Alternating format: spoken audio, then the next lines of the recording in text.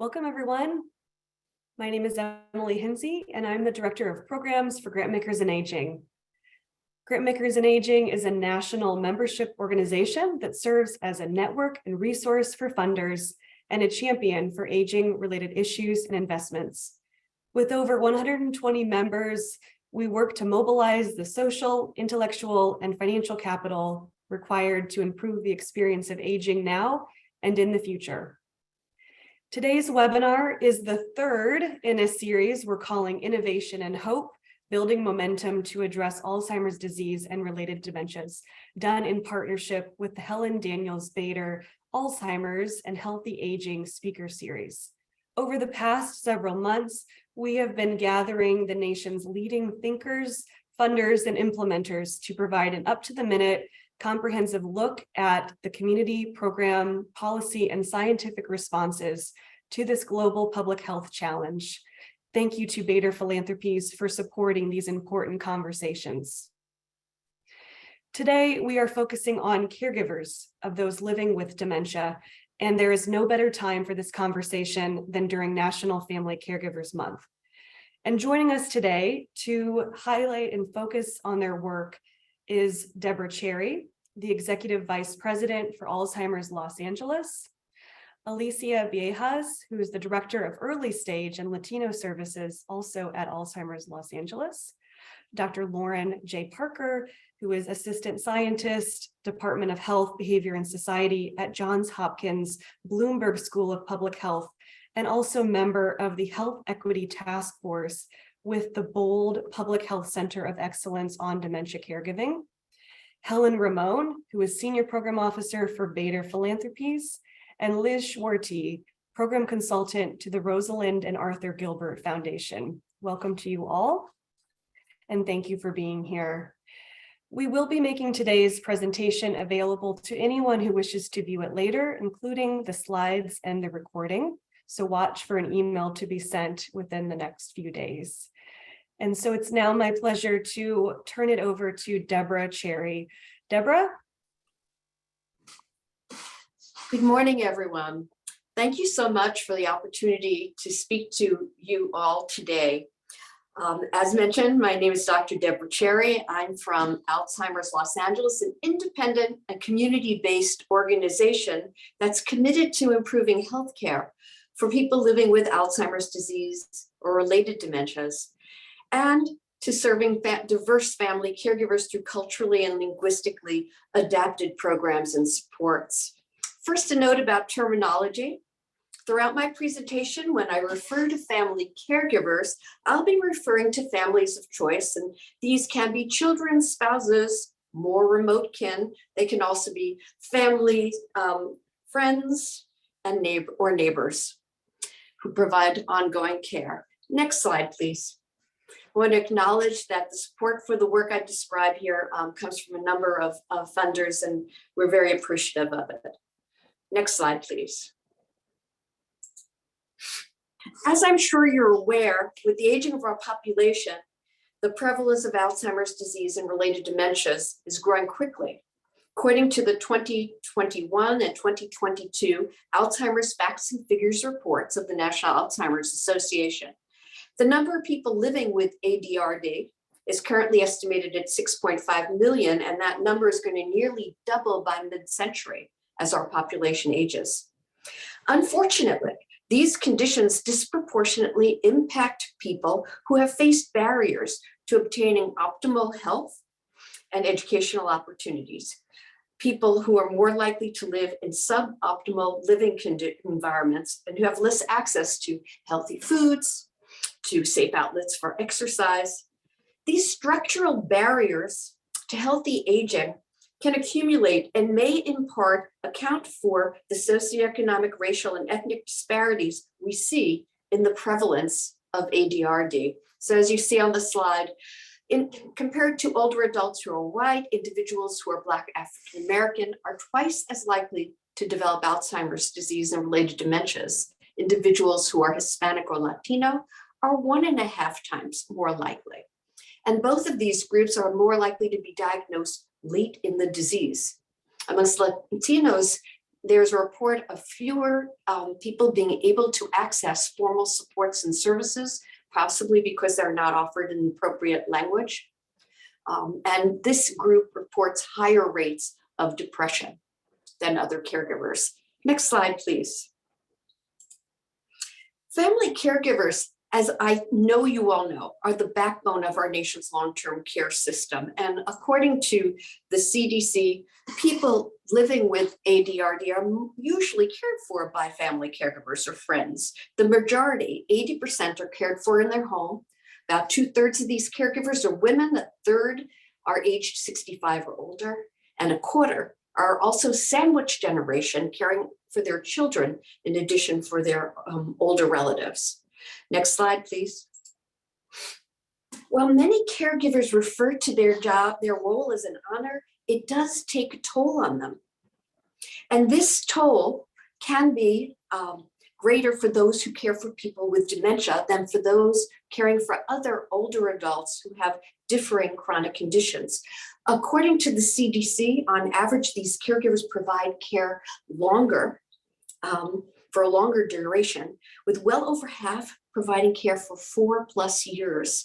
And the care demands can be intensive, from toileting the individual with the disease to 24/7 vigilance to assure the individual's safety.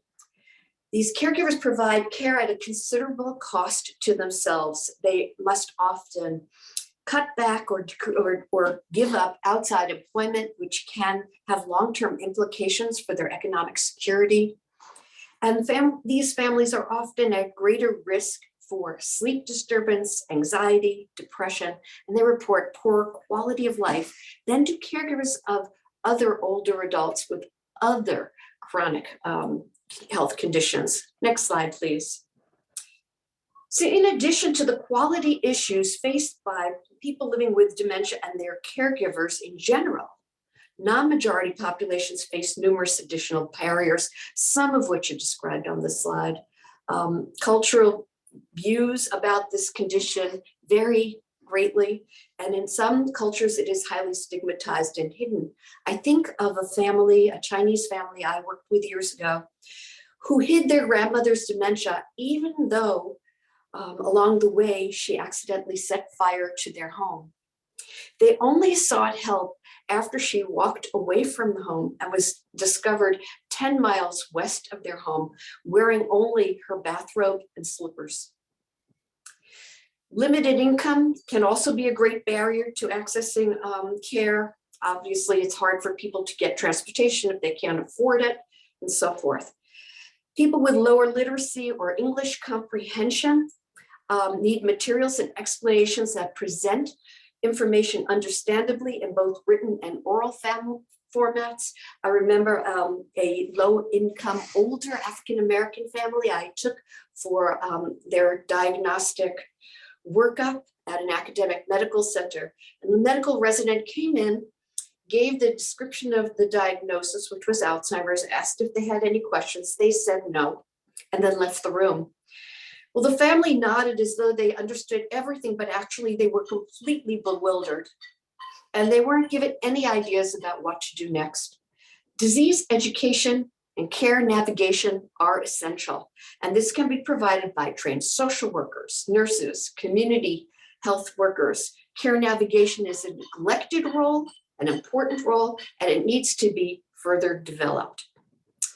Lack of culturally and linguistically appropriate social services and materials are also a barrier to accessing care. And then for some communities, there is a history of discrimination and lack of trust in the healthcare system. You have to consider some communities having the experience of widespread forced sterilization of minority women in the 1960s, or think about the Tuskegee syphilis experiments. It is no wonder that some people do not view healthcare systems as beneficent. Next slide, please. So family caregivers play an essential but often unrecognized role, not just in long-term care, but in healthcare, where in the United States, they often are providing complex and intensive medical and nursing tasks, but with very, very little preparation or training. For more information about this, I urge you to take a look at the Home Alone Revisited report from AARP. I know several of your organizations funded it, as valuable information on this topic. Next slide, please.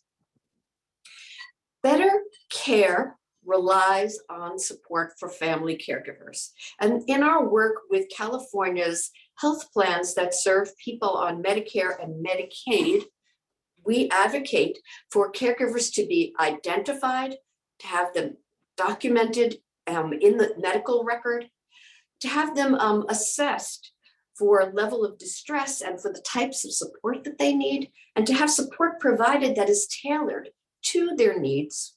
And finally, to engage the caregiver in care planning and in implementation of the care plan. Next slide, please. Recognizing the essential role played by family caregivers, both in the provision of long-term care and healthcare. In 2017, Congress passed the Raise Family Caregivers Act, which directed the development of a national family caregiving strategy. I know that several foundations in GIA participated and have been supporting this effort. The council recently released its recommendations, and many of them are ripe for foundation support. Next slide, please. The RAISE Council's recommendations are clustered into 5 goals, and one can identify opportunities in each goal area that align with your foundation's goals and objectives. While I cannot be all-inclusive, I'd like to briefly suggest how the philanthropical community might support implementation of the plan, particularly as it affects family caregivers of people living with a dementia. So goal 1, increase awareness and outreach. At the national, state, and local levels, there is a particular need for the funding of innovative strategies to conduct outreach and to educate dementia family caregivers, particularly those from diverse and underserved communities who may need culturally adapted approaches.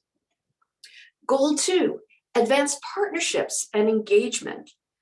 The plan puts an emphasis on engaging family caregivers, acknowledging their roles in healthcare and in long-term services for people with dementia. And this goal could benefit from support of advocacy for caregiver-friendly policies and supportive projects that result in healthcare systems identifying the family caregiver and providing them with care navigation services, engaging them in their relatives' care planning and monitoring of their care. Goal 3, strengthen services and supports. And it's really hard with this goal to know where to start because the needs are so great. I'll mention a few. We need support for high quality, culturally and socioeconomically appropriate caregiver services and supports in a host of languages.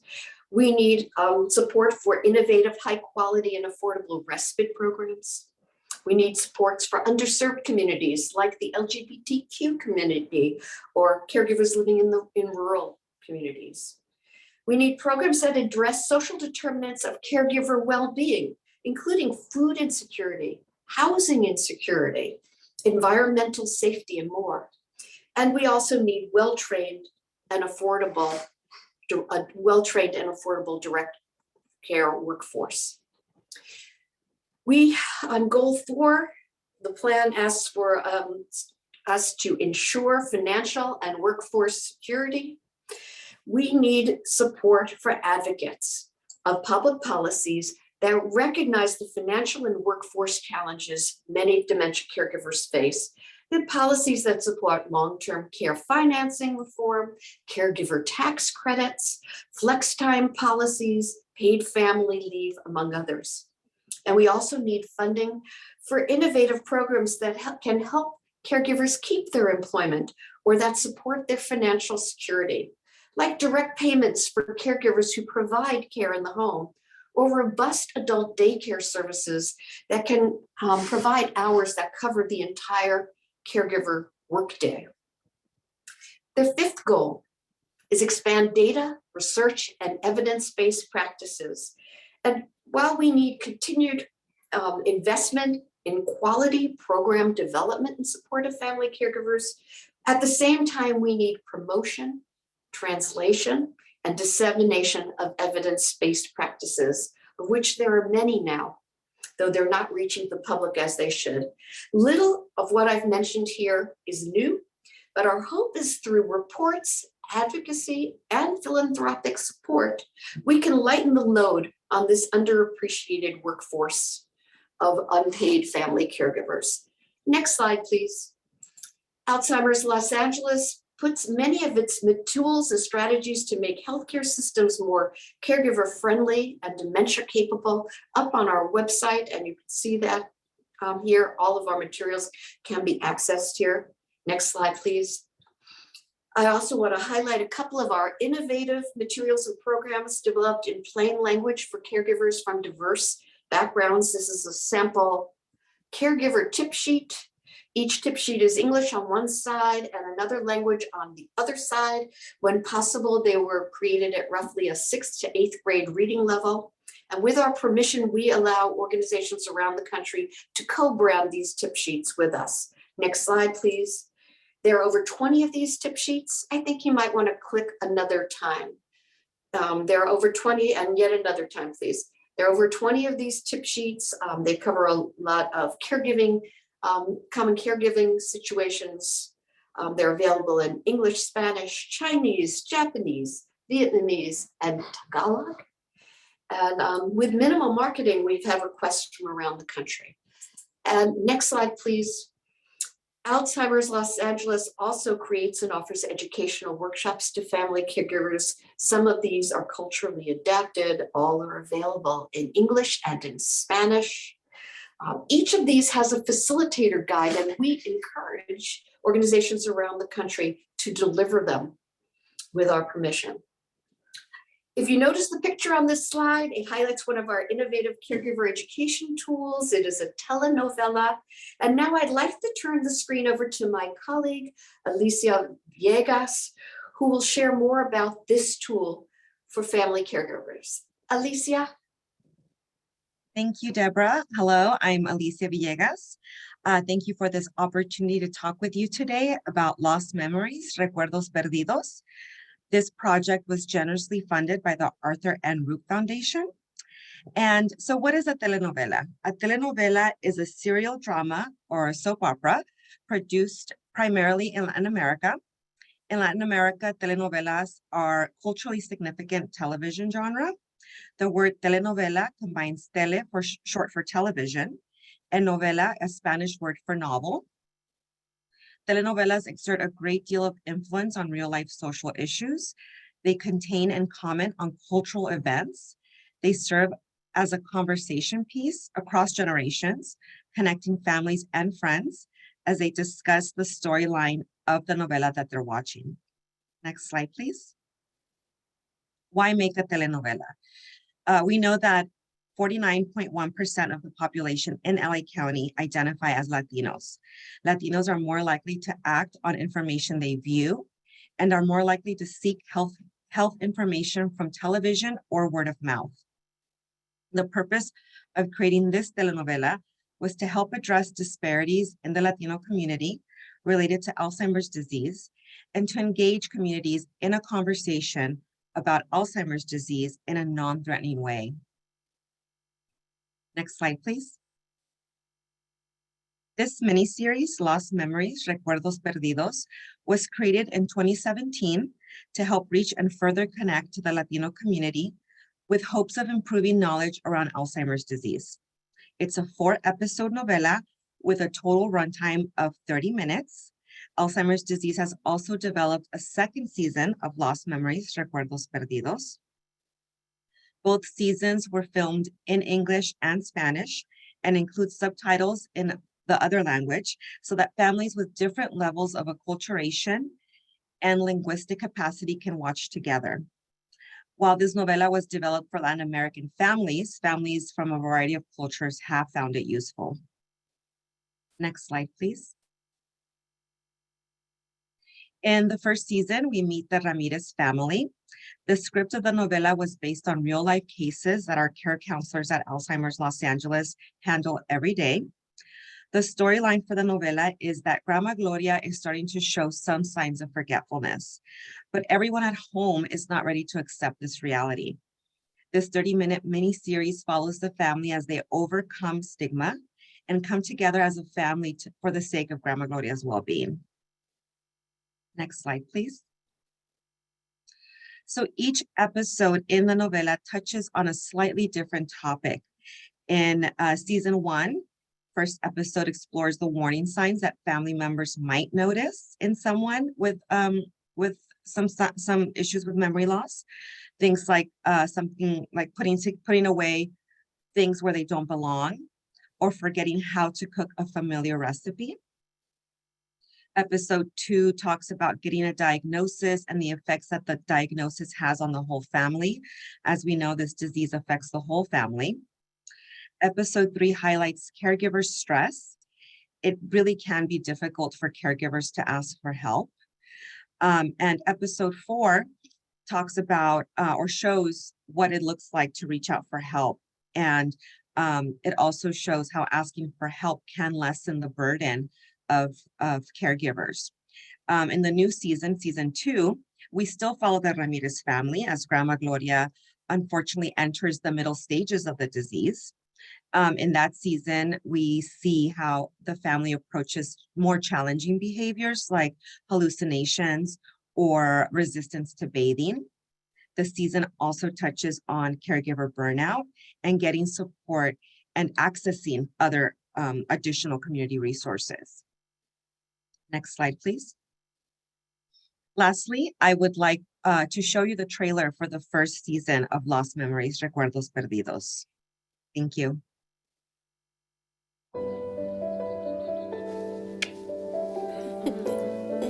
Happy birthday, mi Claudita. Is everything okay, Mama? No, I feel fine. This isn't normal. Jackie, don't start. Señora Gloria, you have Alzheimer's disease. Let me go. What's going on? I don't know. I told you not to go to the doctor. Now they're scaring you. My mother is sick. This is not fake. This is not pretend. This is not her getting older. She is sick. Last time I came by, she acted as if she didn't know me. People change when they get old. Yeah, but they don't disappear. This is going to be a long journey.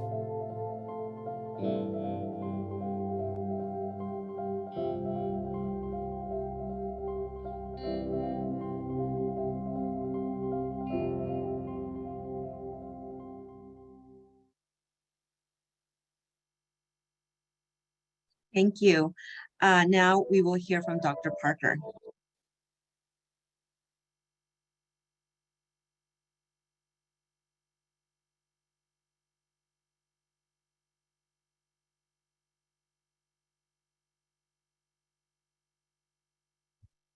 Well, thank you and happy Tuesday. It's a pleasure to be here with you all.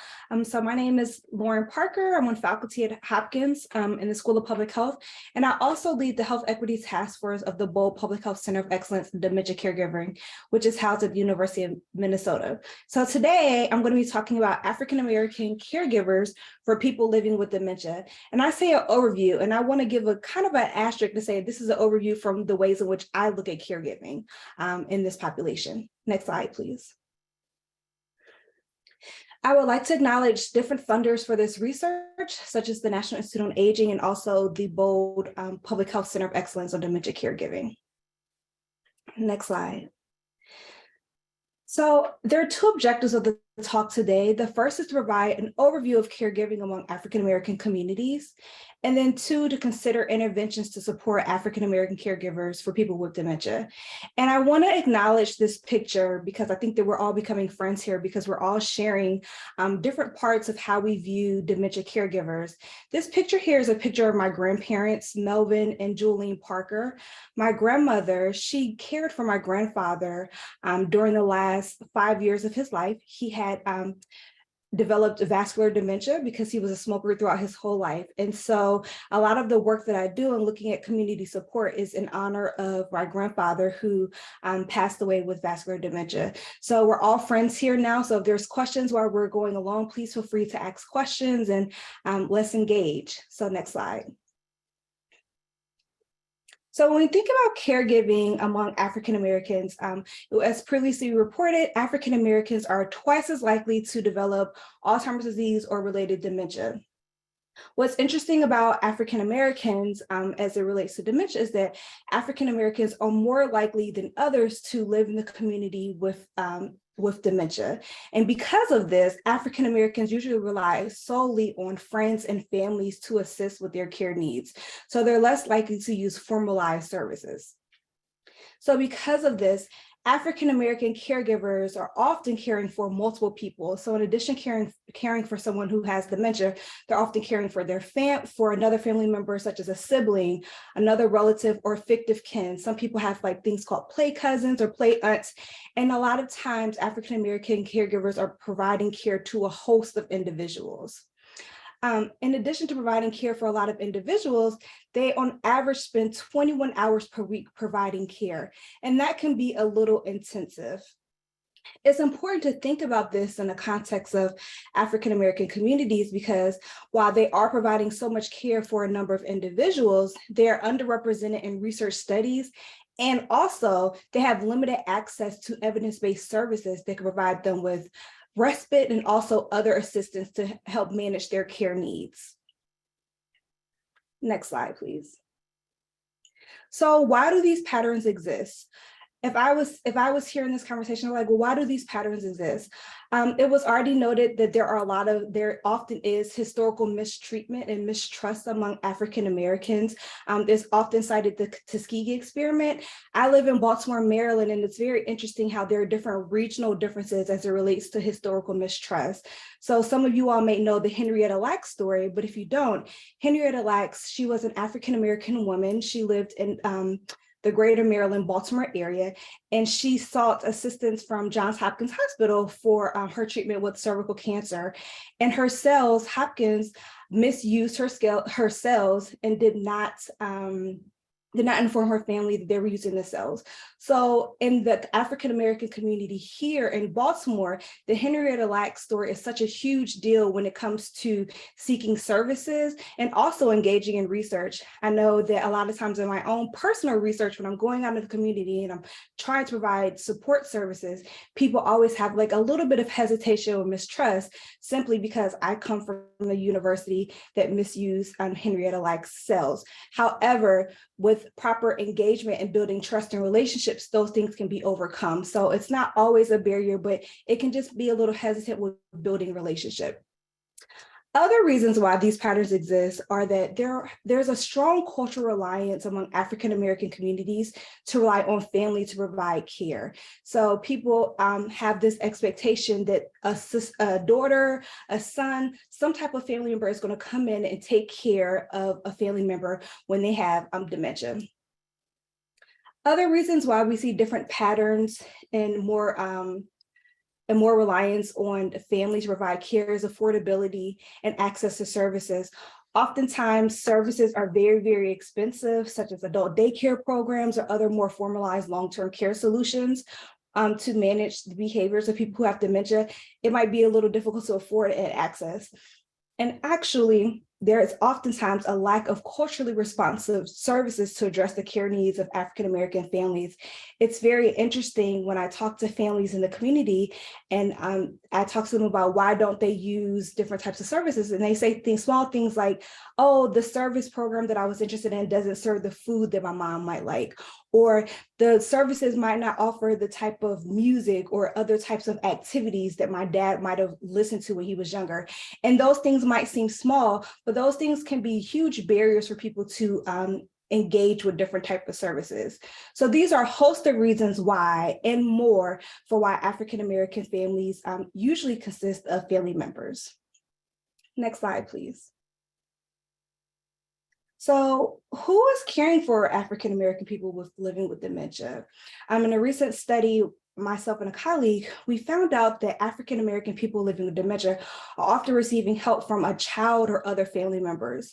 Some of the reasons why people living with dementia rely on children or other family members is that African Americans have a lowered marital status or partner relationships compared to other racial and ethnic groups. Oftentimes, because they are less often married or living with a partner, they rely on other people who are not their spouse to help them with their care needs. And they also have a larger report of household members living in their family. So if you look at some of the numbers that with me and my colleague, we found out that African Americans have more people living in the family, and these people could be anyone from a grandchild, a daughter, a son, but it's just a whole host of people living in their home. And oftentimes, African American people living with dementia are more often low income and receive Medicaid assistance. Next slide, please. So if you look at the literature, and sometimes it's very interesting to me because I look at the literature and I'm saying, this sounds like a very complex situation when you think about caregiving among African Americans, because a lot of times studies report that African Americans have very positive experiences with providing care. They get a sense of purpose and have honor in giving back to a family member who provided care for them. Yet, despite these positive aspects of caregiving, African Americans report greater need for daytime respite, skills training, and caregiving support. And this is because they spend more time providing care, and they also perform very physically demanding care-related tasks, such as bathing and lifting, compared to other race and ethnic groups. Next bullet. So it seems very paradoxical because if you see reports, you see that it seems like African Americans are having more positive well-being and having less depressive symptoms. However, they don't have the services that they need to support them in the community to assist with their care responsibilities, such as disease education, support, hands-on training, and respite. Next slide. So what can we do, or what type of interventions can be used? I am a huge fan and advocate for people culturally tailoring or adapting materials. So culturally tailoring, taking evidence-based approaches or interventions that have already been developed, and to really think about how can culture be infused in interventions to meet the care needs of African American communities. And thinking about the messaging that is used in interventions or other types of services to reach out to African Americans. So I have some examples that I'll share with you today. So the first example in the next bullet is the use of psychoeducational approaches. So psychoeducational approaches are structured programs that provide information about diseases, they provide resources and services, and they provide opportunities to improve skills to respond to disease symptoms. Myself and my colleague, Laura Gitlin at Drexel University, she's developed a tailored activities program. In our research, we found that African American families have greater behavioral benefits when they use the tailored activities programs, despite having less treatment exposure compared to white families. So I'll break that down in a non-scientific way. When we have the tailored activities program, it's such a unique program in that families are provided the opportunity to work with the occupational therapist. The occupational therapist identifies skills from the person living with dementia and figures out how to engage with them to reduce different behaviors, such as wandering or other dementia behaviors. Once the OT has worked with the person living with dementia, they share those skills with the caregiver, the primary caregiver.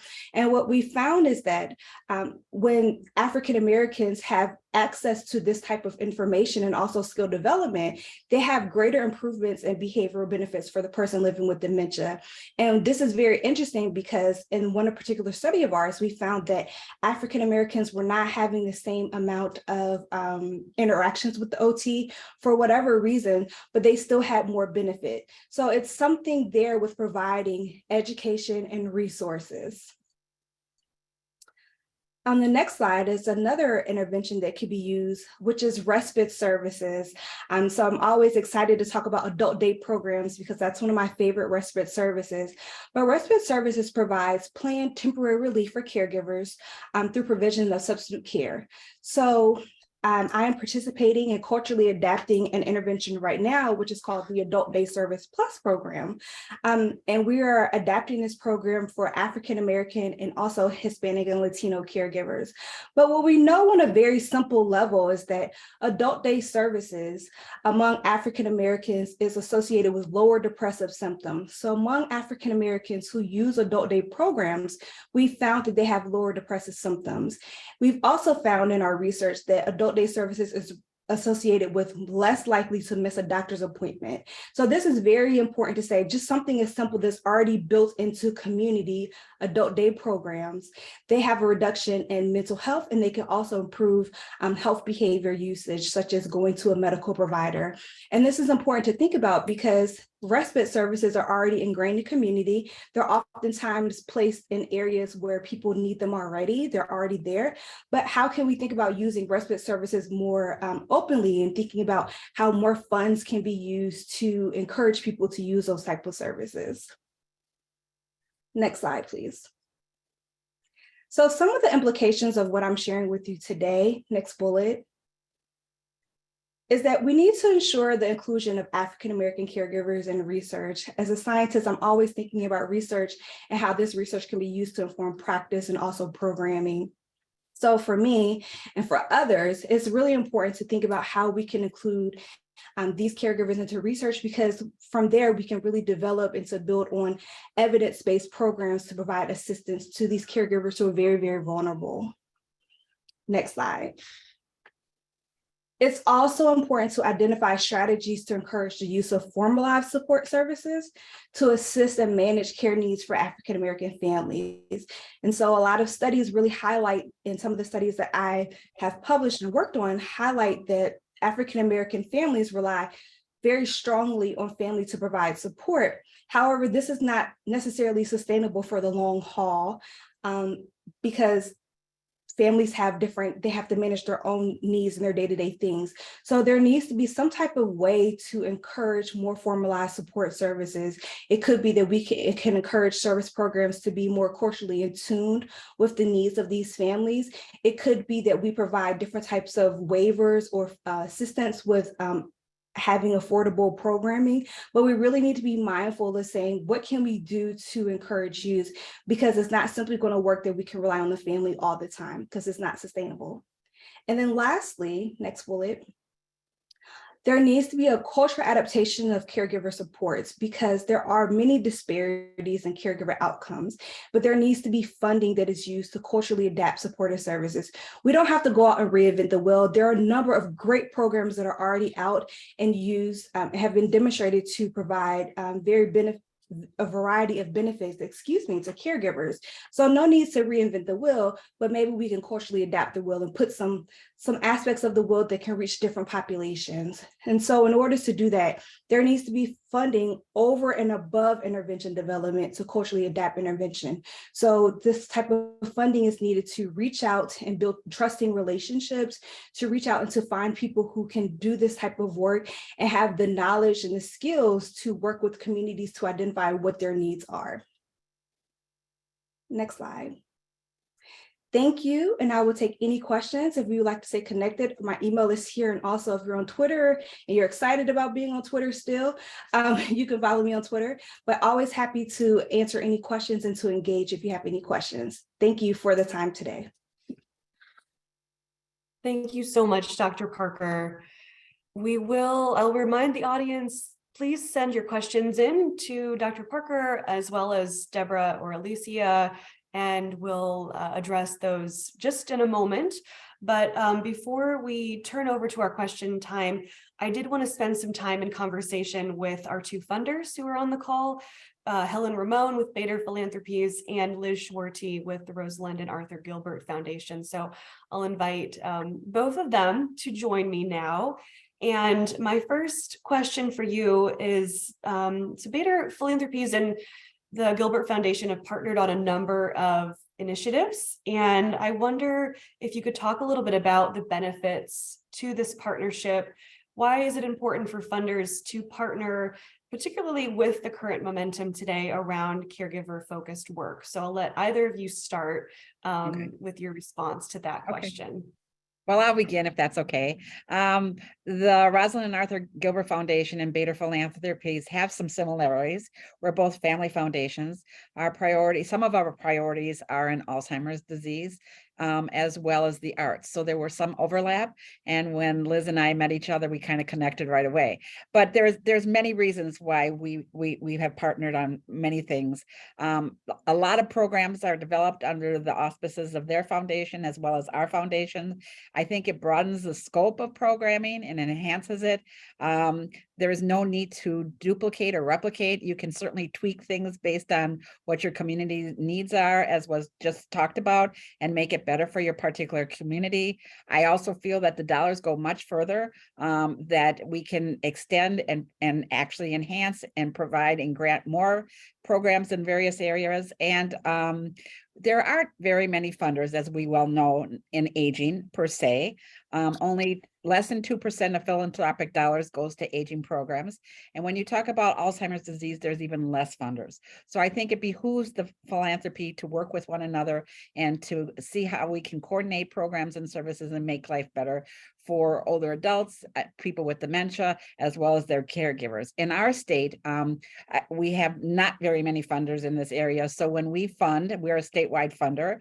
I always try to connect with local community partners, philanthropy, so that they understand what programs are, and so that they can take hold, if you will, so that they can continue these programs if we are no longer able to fund them, or if we need to broaden it, that we have others at the table and it's not just us.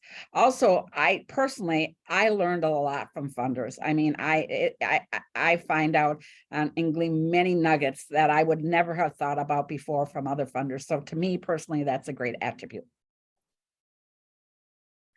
Thanks, Great, Helen. thank you, Helen. And I'll just jump right in, Emily, if that's okay. Yes. So thank you very much, GIA, and to our wonderful co-presenters and all of you who are on today's webinar. And the fit between Bader Philanthropies and the Rosalind and Arthur Gilbert Foundation was just so natural, you know, that the partnership had to happen. And it's been a really successful one, as we have co-funded a number of initiatives. And something I'd really like to add to what Helen just shared is the value of the thought partnership. You know, we communicate regularly, we're involved in various professional associations together, and the foundations share a philosophy.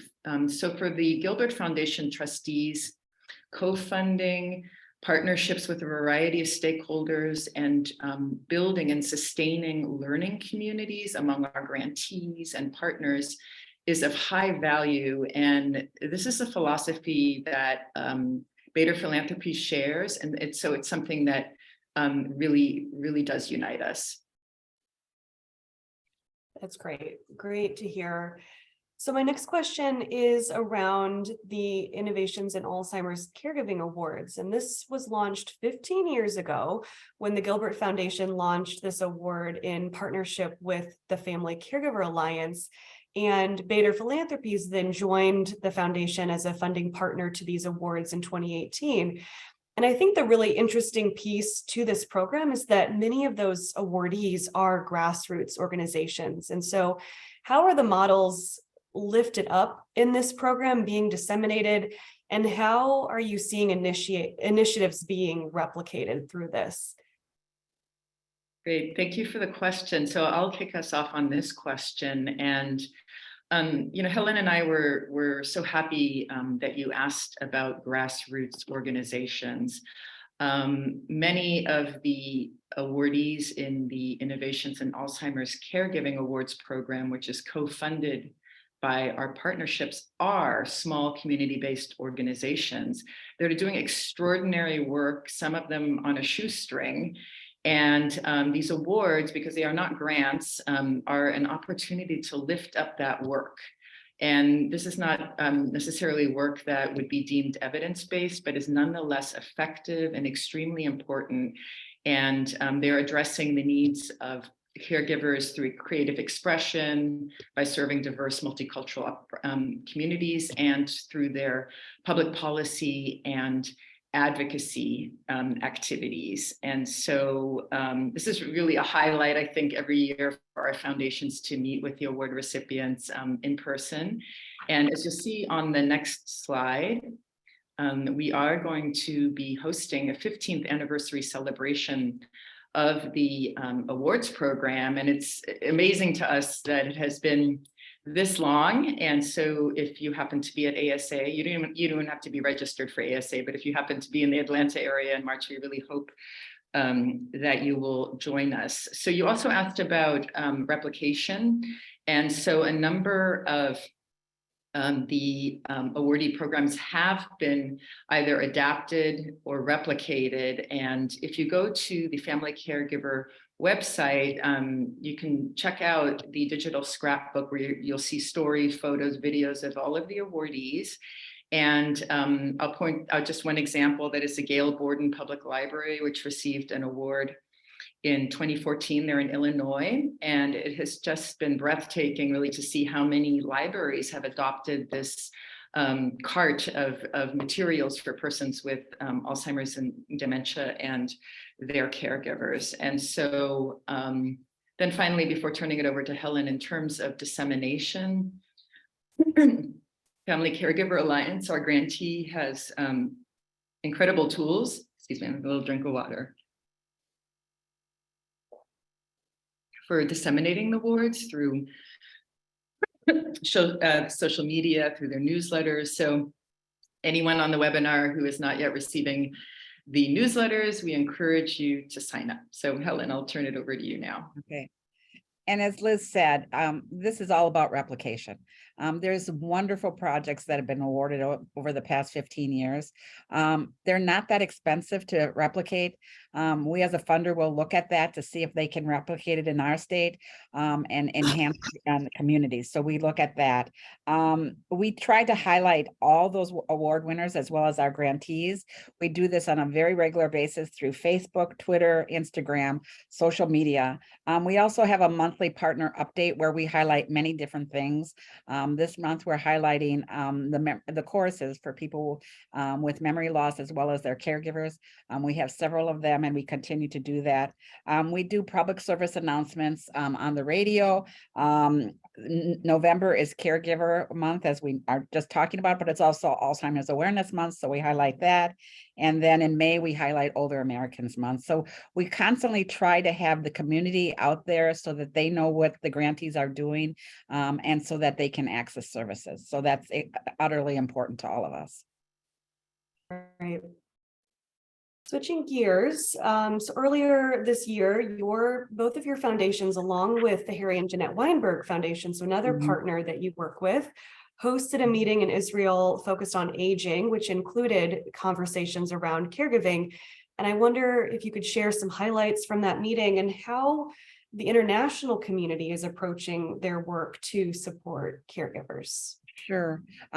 We have funded in Israel Alzheimer's disease programs for the past 12 years, and we will continue to do so. The foundation is now in 8 countries around the world, but Alzheimer's programs in Israel is a priority. And as you see, in June, we did host this. It took 3 years to get it going just because of COVID. We kept pushing it back and back, but we did it. We had over 100 grantees.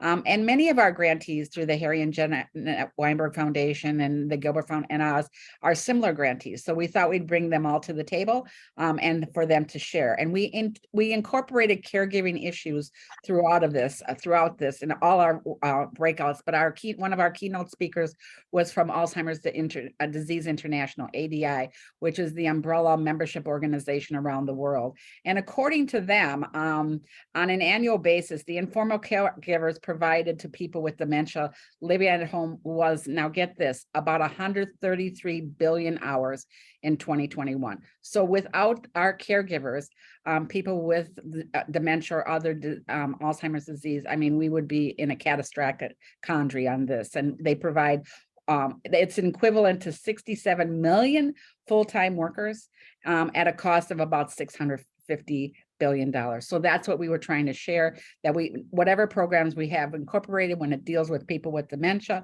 or needing extra services, we cannot forget the caregivers. And that's how we incorporated all of this through.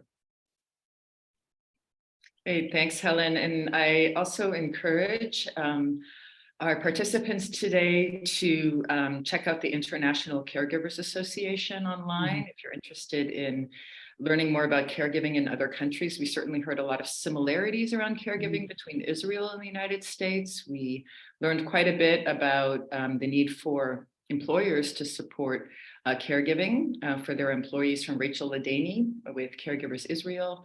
And so if you're interested in the topic, you might also look into their work. Thanks. And countries are beginning to develop Alzheimer's plans.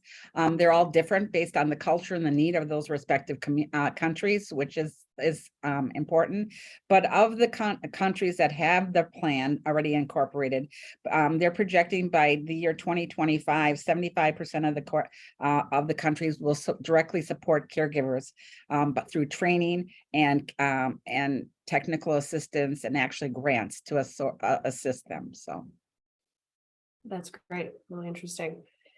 So last question before we turn to questions from the audience, I wanted to give you the chance to talk to other funders who are joining us today. For funders who want to support caregiving work, or maybe they already are, where can funders have the biggest impact right now in work to support caregivers?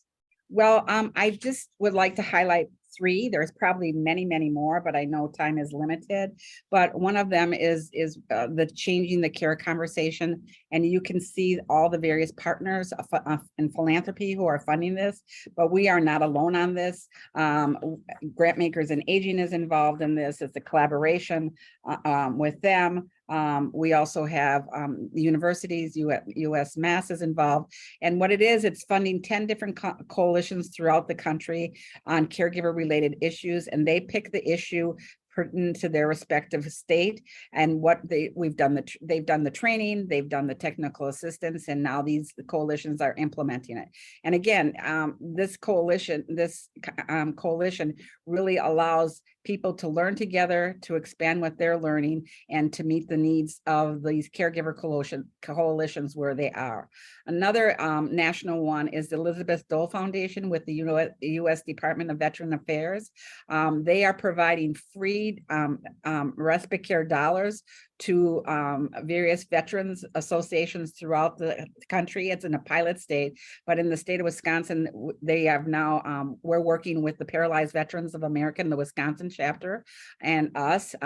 What the Elizabeth Dole Foundation is, they're giving up to 35 hours of respite care services to caregivers of veterans. And we in turn are providing additional 15 hours of respite care dollars so that the caregivers can receive additional support for the care that they're doing. And on the local level, the nonprofit impact initiative is that you can see with the Greater Green Bay Community Foundation, RRF Foundation for Aging, and Bader Philanthropies. We have set up a nonprofit management fund specifically for nonprofit organizations, but we have a fund within that fund specifically for organizations who work with older adults and people and caregivers. And the reason is we have to have very well-skilled organizations to make sure that these programs are implemented. We talked a lot about adult day, respite care, whatever, but they need to be skilled too. So we have funds set aside so they can enhance either their strategic planning or their marketing or their PR so that more people know about them. So that's a collaborative on the local level. Great, and just a few more suggestions. If your state has a master plan for aging or something similar, I encourage funders to look for opportunities to support the development and implementation of those plans, as a number of foundations here in California, including the Gilbert Foundation, have done. These plans do tend to have actions around Alzheimer's disease, dementia, and caregiving. And then funders, if you are not yet a member of Grant Makers and Aging, I encourage you to join and also to participate in the Family Caregiving Funders community, which meets on a monthly basis and once per year in person. And it's just a wonderful venue for sharing lessons learned, learning from each other, and hearing from experts in the field. Thank you for that plug, Liz. I appreciate that. And I want to bring our other panelists here to address questions from the audience. So please continue to share questions and we'll try to address those in our remaining few minutes here. So I will start with the first question that we got, and Dr. Parker, this is for you. It was more of a comment, but I'm turning it into a question. So for new physicians, so physicians new to the field, what are resources that they should be tapping into for ways to help those with dementia, but also, I guess, more for caregivers? What are the resources that you would recommend for new physicians to really help the families that they serve, whether, depending on different cultural communities? That's a great question. I mean, there's so many resources out there, and so sometimes it can be overwhelming. I will give a shameless plug for the Public Health Center of Excellence in Dementia Caregiving, in that we provide resources to public health stakeholders who are providing assistance to families who are caring for people with dementia. So our website is Bold Dementia, I think it's .org, but I can find it and put it in the chat. But please reach out to us, because we are designed and funded by the CDC to help and to assist families who are, and also public health agencies who are trying to do that such work. And we have a host of resources. We have a resource library, which offers assistance with how to culturally adapt material. And then also we provide technical assistance. So if you need something more in detail, we can provide that as well.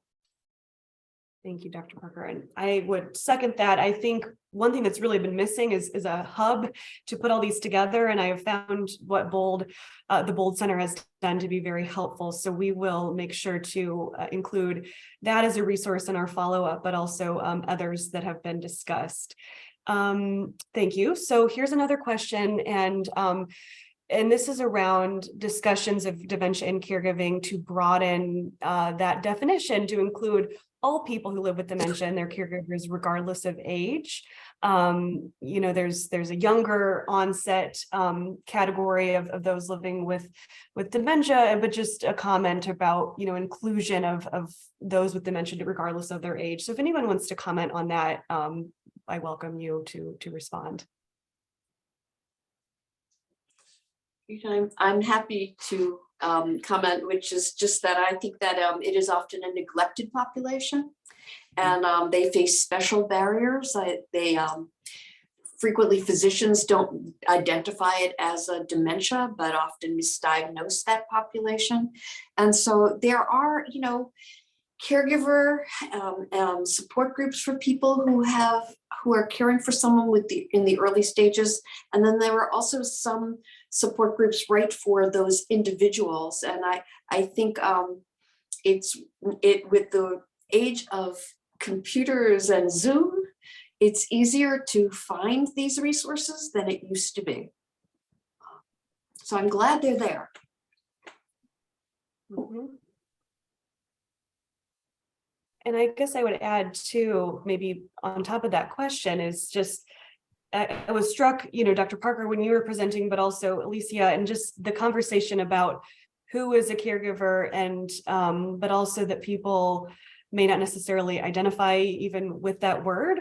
So we don't have enough time to dive into that, but I wonder to Alicia and Dr. Parker, in your research component, just even the use of the word caregiver as to how someone identifies in this role, how you're thinking about that in both of your respective projects. Whoever would like. I struggle with that word. So sometimes I try to say care partner, and even the word loved ones, because sometimes you're providing care, you like them, but you might not love them. But trying to find the right word to capturize like the caregiving role, because we know it's a unique role, but some people might just say, I'm a daughter and that's what I'm supposed to do. Beyond that, that's who I am. So I struggle. I often ask people, what do they like to be called? And then I try to use that term. Mm-hmm. That's great. I very much agree with you, Dr. Parker, and I usually use care partner. That seems to kind of feel better to the families that I work with, which are in early stages. So they're just kind of casually supporting somebody at those early stages, and so they don't see themselves as a caregiver, and care partner feels a little bit better to them. Mm-hmm. Thank you. We could have a whole more conversation on this, of course, but we are at time. So I want to close and thank you, each of you, Deborah Cherry, Alicia Villejas, Lauren Parker, Helen Ruone, and Liz Schwarty for being with us today. And thank you to Bader Philanthropies for supporting today's webinar, but our entire dementia series. And we invite you to join us, Grantmakers in Aging, for our next webinar. It will be on December 1st. At noon, titled Under the Radar, focused on older people in humanitarian crises across the world. And that's done in partnership with several of our partner organizations. Please follow us on social media, and we ask that you complete the survey that will be sent out after this webinar to help us improve our programming.